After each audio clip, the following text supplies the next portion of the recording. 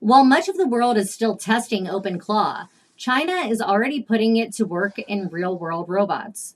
Chinese robotics company Ecovacs recently unveiled a home robot designed to act as a personal butler, handling simple chores like picking up items and organizing around the house. Early demonstrations show promise, but the technology is still a work in progress, with reports that the robot sometimes needs repeated instructions and can be unstable. Beyond the home, OpenClaw is also being integrated into more advanced machines. Unitree is using it in humanoid robots that can understand commands and move through physical spaces, while Agile X Robotics is applying it to robotic arms that respond to natural language. The rapid rollout suggests that China is moving quickly to turn AI powered robotics from experimental tech into everyday tools, potentially accelerating the global race to bring intelligent machines to homes and workplaces. But the open claw boom is coming with friction, rising token costs, and growing security concerns from regulators. So, this is really a story about speed. How fast an open AI tool can move into everyday economic life and into machines before the business model and the guardrails are fully in place. So what makes this robot angle important is that OpenClaw is not being used here as a prettier chatbot. It's being used as an orchestration layer between language, tools, and physical execution, as demonstrated in examples that you just mentioned.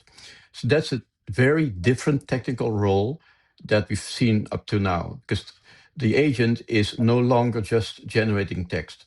It's taking a natural language instructions, mapping it into tool calls, and turning that into movement in the physical world. That's the real shift.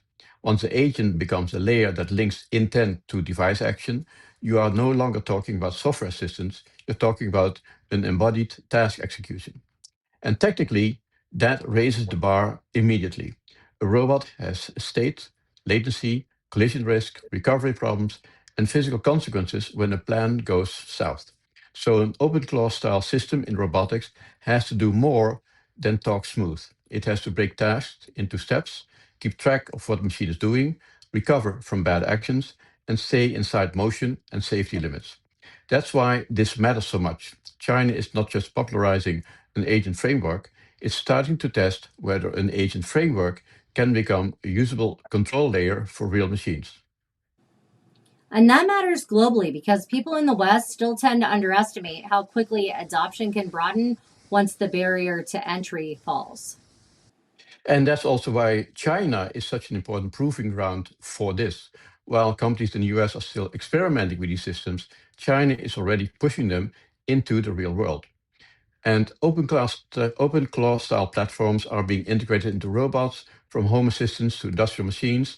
And this is an early look at what happens when AI agents move beyond software and start controlling physical devices. And that's the key shift. The agent isn't just generating text anymore, it is turning instructions into actions. And once that happens, the stakes go up because now mistakes don't just produce bad answers, they produce real world consequences. Thanks, Johannes.